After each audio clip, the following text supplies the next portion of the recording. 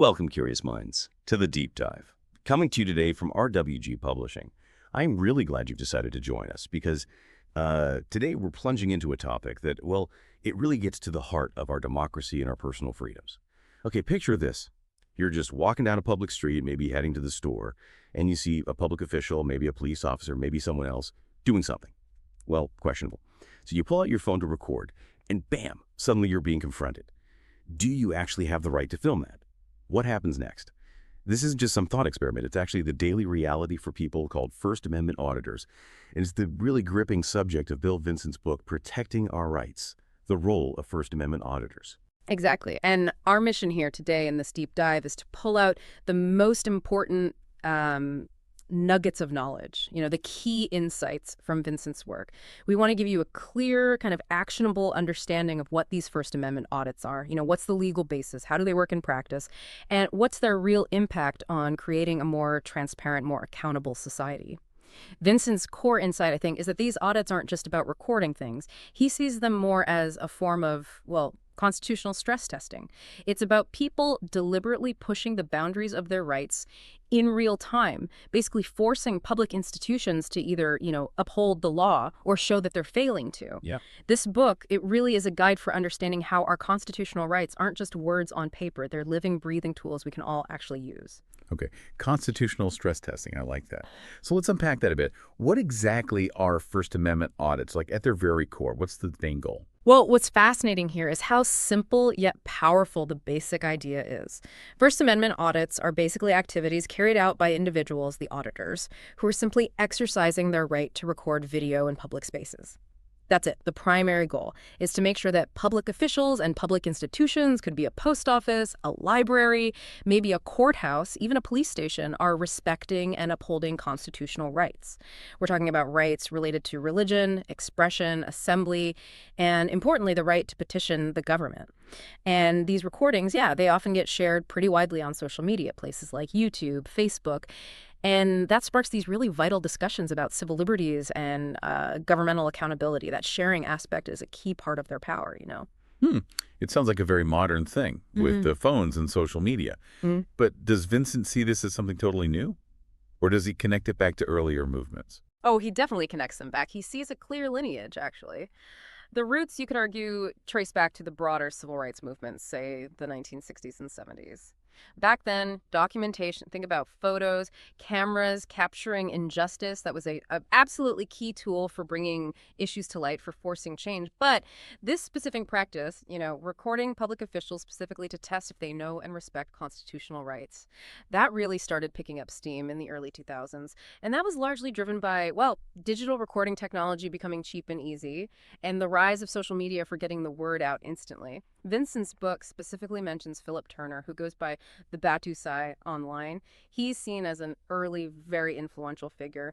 Turner started doing audits around the mid-2000s, documenting his interactions, especially with law enforcement, and his videos, which often highlighted misconduct or just plain ignorance of the law, they quickly inspired a whole lot of other people to start doing the same thing. Okay, so technology definitely gave it a boost. But what's the fundamental reason Vincent says these audits matter so much? It sounds like it comes down to those big democratic principles, transparency and accountability. Is that right? Absolutely spot on. Vincent makes a really strong case that transparency and accountability aren't just nice ideas. They're tangible results that auditors actively force into existence.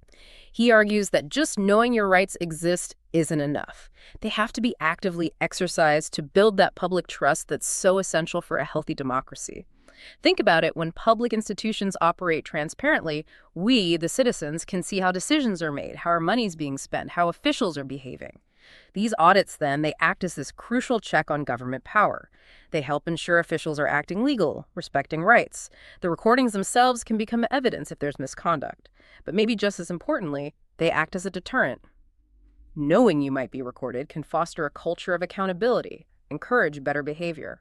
And this isn't just theory for Bill Vincent, the author, right? Yep. The book makes it clear he has a personal stake in this. Oh, absolutely. He comes at this from a deeply personal angle. It really started from a genuine concern for civil liberties. His whole journey began, interestingly enough, with just curiosity. He stumbled upon an auditor's video online. I think there's an interaction at a post office. And that video was apparently quite eye-opening for him. It showed the auditor calmly explaining his rights while officials had, let's say, varied reactions. So, inspired, Vincent decided to try it himself. His first audit was actually at his local library, a place he knew well. He described it as both, exhilarating and pretty nerve-wracking. Staff reactions were mixed, some curious, some suspicious. But he found that by calmly explaining his purpose, he could complete the audit without major problems. He then went on to do more, including one at a police station where he did face a confrontation. An officer demanded he stop recording. These experiences, especially the tough ones, really shaped his perspective. They drove home how fundamental the right to record is in a democracy, and also how important things like patience, persistence, and, crucially, respectful communication are when doing this work. It's not just legal theory for him, it's definitely lived experience. Yeah. Right, so all this action, these audits, they stand on a pretty clear legal foundation. Vincent's book must really dig into the First Amendment as the bedrock here. Yeah. Can you kind of break down those core freedoms from his perspective? How do they apply? Yeah, absolutely. For Vincent, the First Amendment isn't just some historical document. It's basically the auditor's operational manual. It's the toolkit. He highlights how each specific freedom becomes a direct tool in their work. So you've got freedom of speech that allows people to express themselves, including through recording, without the government interfering. Then there's freedom of the press. And Vincent argues, quite compellingly, I think, that this extends directly to the citizen journalist holding a smartphone. That really changes who gets to report on public officials, doesn't it?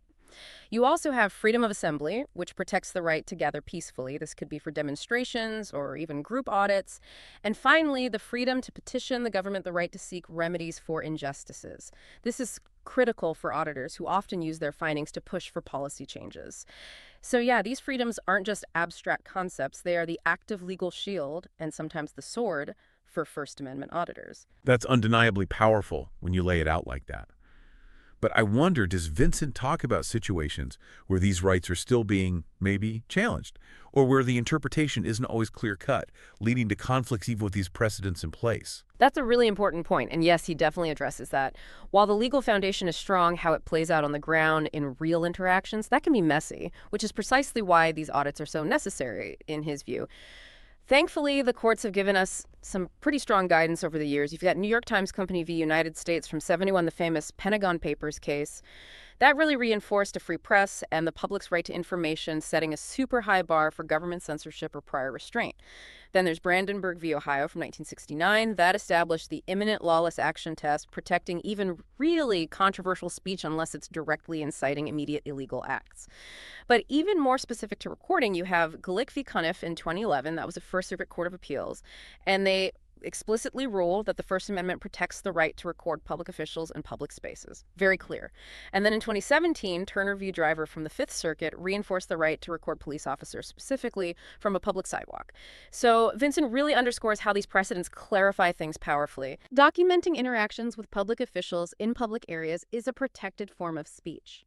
It empowers all of us as citizens to monitor our government and make sure they're sticking to the Constitution, even when, those principles get challenged in the moment. Okay, so who are these individuals actually doing this work? You said they come from all walks of life, but they seem united by a pretty clear mission. That's exactly right. They are everyday people, diverse backgrounds, different jobs, different perspectives, but they are united by that common goal: promoting transparency and holding officials accountable. Vincent's book breaks down their goals pretty clearly. They aim to, 1, ensure public institutions operate transparently. 2, hold officials accountable for their actions. 3, educate the public, both officials and citizens, about constitutional rights. And 4, advocate for broader systemic changes.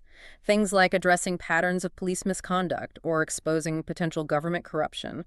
They really see themselves as active participants in keeping our civic environment healthy. The book also profiles some specific auditors who've become quite well known, right? Showing there isn't just one way to do this. Yes, it does. Beyond Philip Turner, the Batusai, who we mentioned as that influential pioneer, Vincent highlights others too, like Jeff Gray, who goes by Honor Your Oath.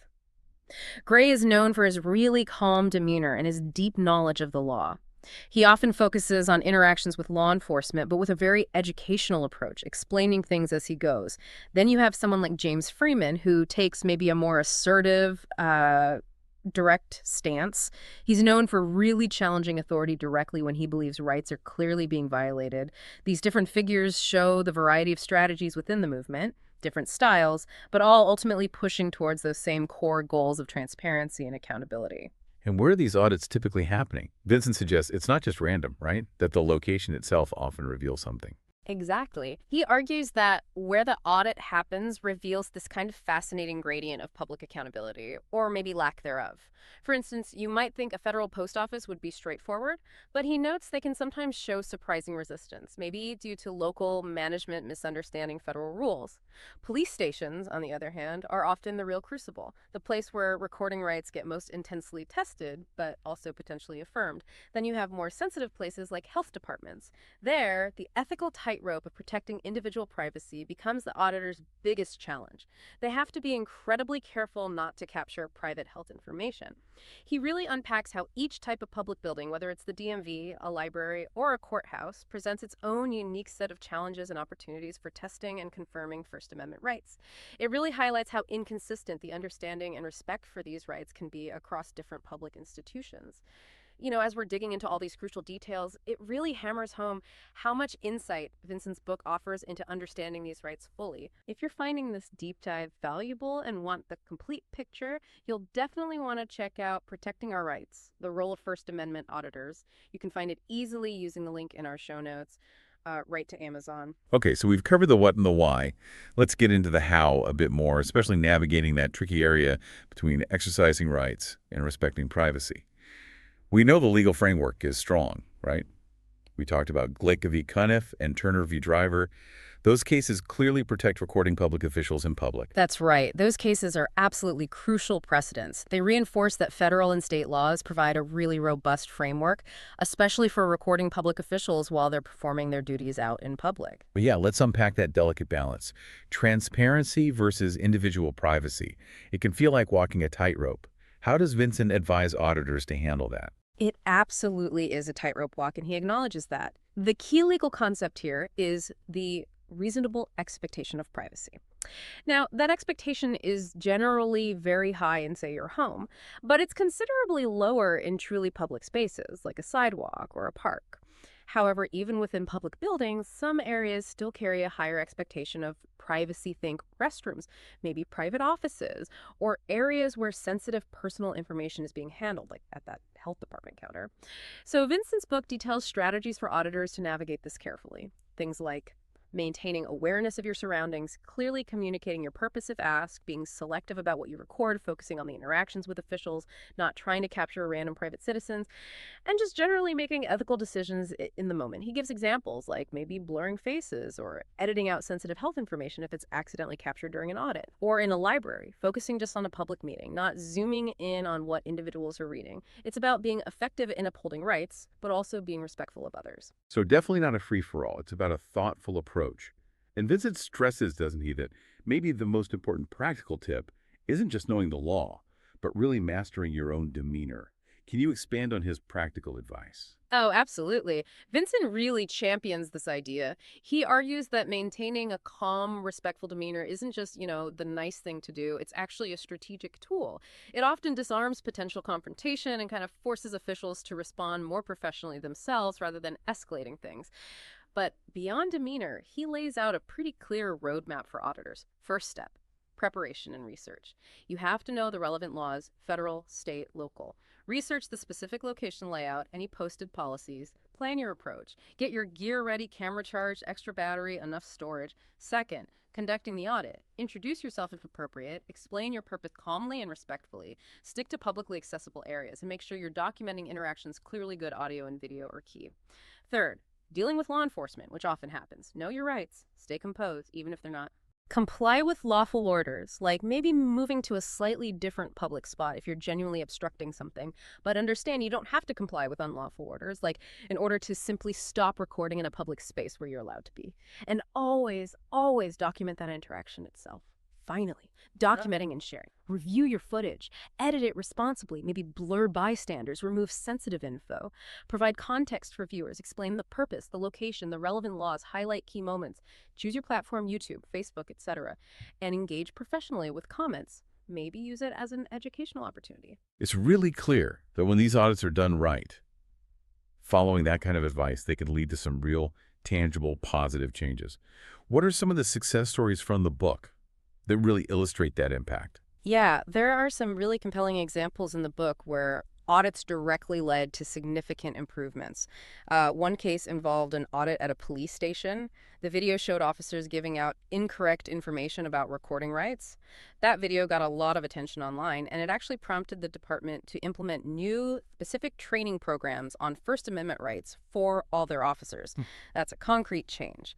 Another example is at a DMV. An audit revealed staff were largely unaware of the public's right to record in public areas.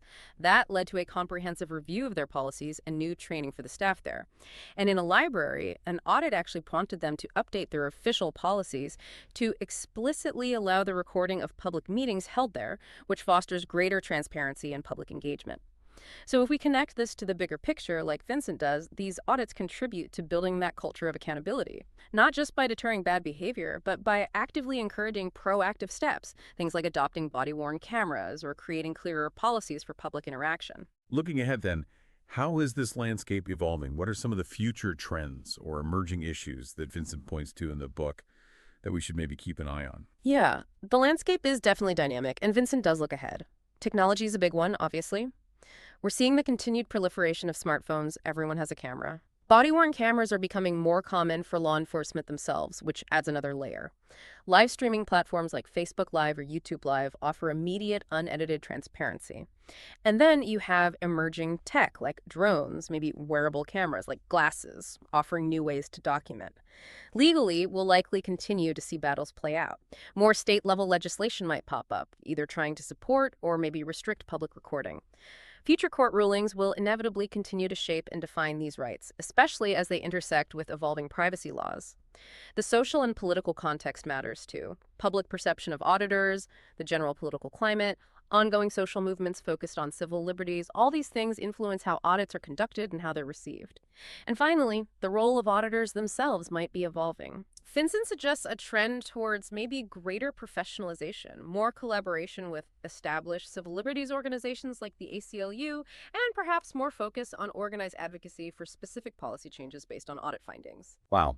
Okay, as we wrap this up, it's really striking how Vincent weaves together these foundational constitutional rights with the essential role these First Amendment auditors are playing on the ground. We've seen how these individuals, often just armed with a camera and a solid understanding of their rights, are actively pushing for more transparency, more accountability, and ultimately trying to build more public trust in our institutions. Their persistence, their dedication, it seems clear it's making a real difference.